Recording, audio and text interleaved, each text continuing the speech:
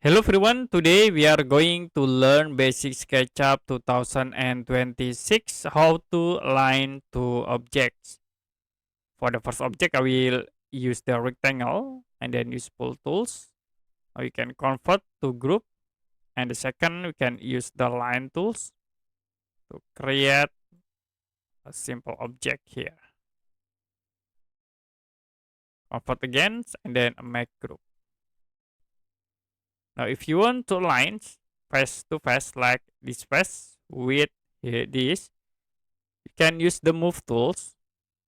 I will move from this point into here to connect, and then after it we can use the rotation tools. You can select at this face, press shift button to hold, and then I will moving from this point, click at this corner, and we can rotate into this point, so it will be aligned between a face.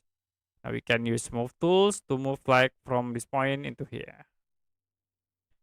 Okay, another option, if you want to align at this object, you can select the object, and then you can use the rotation again. Use the rotation tools. In I will move from corner to corner, and then you can use rotation.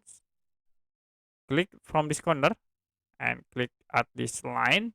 Move into here to align between two objects.